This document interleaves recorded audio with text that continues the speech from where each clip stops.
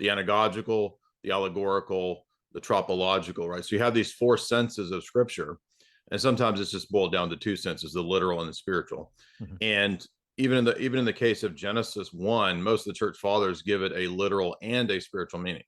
Mhm. So a lot of people in church history have faltered on both sides of this equation and gone into extremes either way. For example, in the early church, there was the Antiochian school of interpretation, and they always stressed the grammatical literal Mhm. to the point that they actually ended up kind of being Nestorian Mhm. in their Christology.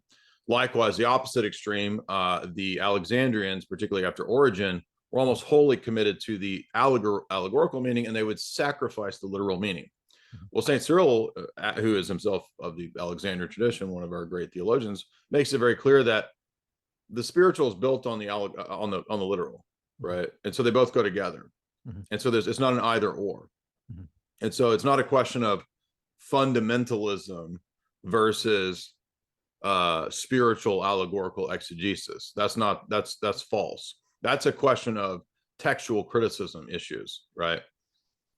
We're talking about hermeneutics. So hermeneutics is the science of interpretation. That means literal meaning, spiritual meaning. Those are questions of how we interpret the text.